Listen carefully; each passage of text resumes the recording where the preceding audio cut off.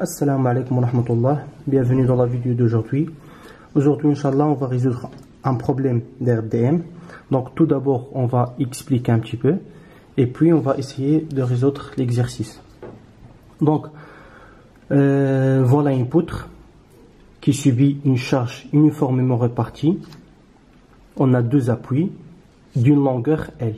Donc, le but de l'exercice d'aujourd'hui, c'est de trouver les efforts tranchants, les moments fléchissants et la rotation, les deux rotations à gauche et à droite. Dans ce cas, c'est de l'appui A et l'appui B et la flèche.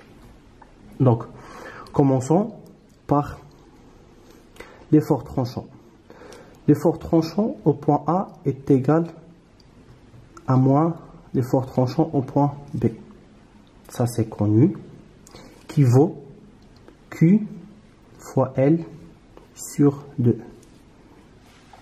Donc, l'effort au point A est égal à moins l'effort au point B, je parle de l'effort tranchant, qui vaut QL, donc la charge qui subit la moitié de la poutre, donc c'est L sur 2, fois la charge. Ça c'est pour les efforts tranchants, à l'appui A et l'appui B. Je vais les nommer A et B. Puis, on va chercher le moment fléchissant maximal.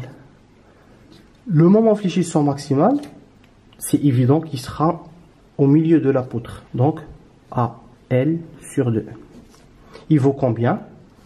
Il vaut Q, L carré sur 8. Ok? On a trouvé les efforts tranchants, le moment fléchissant maximal. On va chercher les rotations, la rotation au point A ou à l'appui A, qui est égale à moins la rotation au point B, et qui vaut combien? Moins Q la charge, fois L cube, L la longueur de la poutre à la puissance 3, divisé par 24 EI. Donc, vous allez me demander comment j'ai trouvé ces valeurs-là. On va faire ça dans une prochaine vidéo. C'est très simple. Donc, je vais vous expliquer ça dans une prochaine vidéo. Mais pour le moment, essayez juste de comprendre un petit peu juste les formules. Pas les apprendre, mais plutôt les comprendre. Voilà, ici on a la flèche qui vaut moins 5, Q, la charge Q, fois L à la puissance 4, divisé par 384, fois EI. EI en fait, c'est la rigidité, ou la raideur. C'est E, le module de Young, divisé par I, l'inertie. Donc, ici on va essayer de tracer le diagramme des efforts tranchants. Donc ici on avait dit que VA est égal à QL sur 2. Donc ici on a QL sur QL divisé par 2, pardon. QL divisé par 2. Donc on a QL divisé par 2. Et VB qui est égal à moins QL divisé par 2. Donc moins QL divisé par 2. Donc, ici, on a la moitié, donc les efforts tranchants au milieu de la poutre, c'est nul, il vaut 0. Donc, notre diagramme, ça sera de cette façon-ci. Il sera comme ça. Donc, voilà la partie gauche de la poutre, et voilà la partie droite. Donc, ici, on a QL sur 2. Et ici, on a moins QL sur 2. Ça, ce qui concerne le diagramme de l'effort tranchant. Venons à celui du moment fléchissant. On avait dit que le moment maximal, il est au milieu de la poutre. Donc, il sera ici quelque part. Et on sait que le moment dans une poutre simple, elle est nulle aux appuis. Donc ici le moment est nul et ici le moment est nul. Donc il est égal à combien le moment? C'est QL carré sur 8.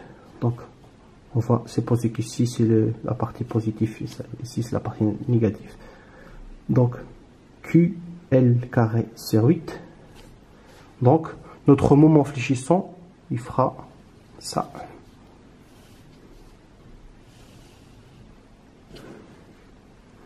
Et bien sûr ici, c'est le moment fléchissant max. Ok?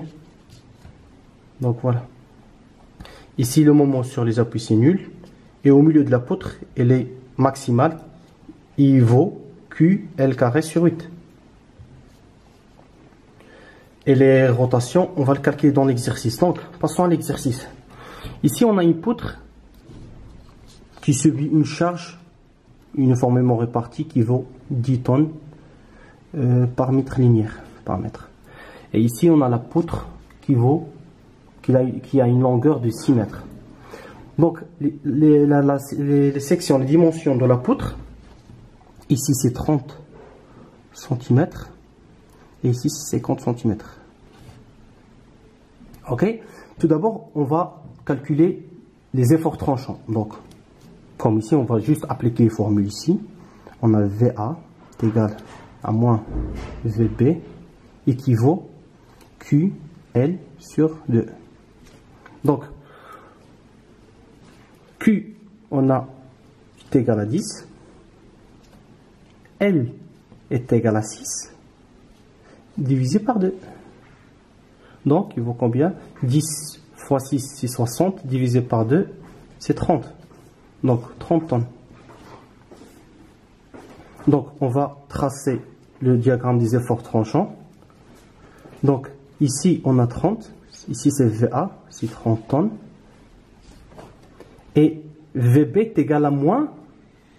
VA est égal à moins VB. Donc, VB est égal à moins VA. Donc, ça serait moins 30. Moins 30.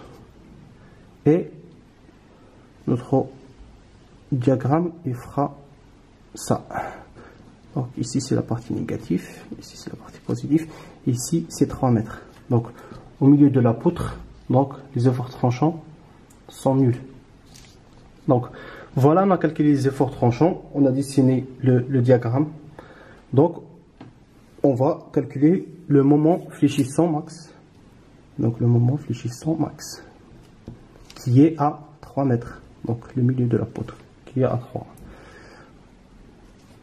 Équivaut QL carré sur 8. Donc, QL carré sur 8. On a Q qui est égal à 10. L, c'est 6 au carré, divisé par 8. On va faire une application numérique. Donc, 10 fois 6 carré, divisé par 8, il vaut 45. Ok? Donc, on va dessiner le diagramme de moment fléchissant. Donc, il fera comme ça. Et ici, à l'abscisse 3, ici, c'est le moment fléchissant max, équivaut 45. Donc, ici, c'est 45. Ok? Passons maintenant aux rotations. Donc, on avait dit que le rotation au point A est égal à moins la rotation au point B est égal à moins Q L cube sur 24 EI. Donc, tout d'abord, on va calculer l'inertie. L'inertie de cette poutre est égale à P H cube sur 12. Donc, ici, on a 0,3, c'est B. H, c'est 0,5. Cube à la puissance 3, divisé par 12. Qui vaut combien? On va faire une application numérique. Donc, on a 0,3 fois 0,5 à la puissance 3, divisé par 12. C'est égal à 3 fois 125 fois, ça c'est virgule, fois 10 à la puissance moins 3. Ça c'est I. Ça c'est le moment d'inertie de notre poutre. Et aussi on aura besoin de module de Young. On va dire que je dis n'importe quoi, E est égal à 200 fois 10 à la puissance 9. Donc ça, E, c'est le module de Young, ou le module d'élasticité du matériau utilisé. Donc voilà. Donc on va essayer de calculer les rotations. Donc on a la rotation point A qui est égale à moins la rotation point B équivaut moins Q à la puissance 3 divisé par 24 PI. Donc on va faire directement une application numérique. Donc on a moins Q.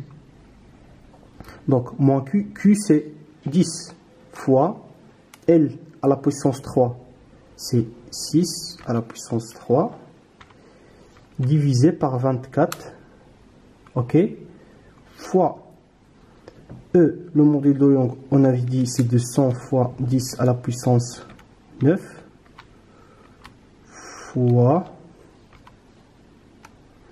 l'inertie qui vaut 3,125 fois 10 à la puissance moins 3, qui vaut 1,44 fois 10 à la puissance moins 7. Ça, c'est la rotation au point A. Et si on veut la rotation au point B, on va juste faire un signe négatif, moins. On va calculer la flèche. La flèche maximale, il sera au point 3, donc au milieu ici. Ça, c'est la flèche, en fait. Donc, la déformée, des fois, on l'appelle la déformée. Donc, comment, ou de combien de millimètres ou de centimètres notre poutre va se déformer. Donc, cette distance entre l'état initial et l'état après l'application des charges. Donc, la flèche, on avait dit qu'il est égal à moins 5 QL à la puissance 4 divisé par 384 fois la raideur. Et si on fait directement une application numérique, on aura moins 5 fois Q, c'est 10, c'est la charge, fois L, c'est 6 à la puissance 4, divisé par 384, multiplié fois E, c'est le module du Young. J'ai pris combien? 200, c'est là, 200 fois 10 à la puissance 9, fois le moment d'inertie, c'est 3,125 fois 10 à la puissance moins 3. Voilà, on a une flèche qui est égale à moins 2,7 fois 10 à la puissance moins 7 mètres. Donc voilà. Donc pour cet exercice, on a calculé tout d'abord les efforts tranchants. Donc l'effort tranchant au point A est égal à 30. L'effort tranchant au point B est égal à moins 30. Puis le moment fléchissant maximal est égal à 45.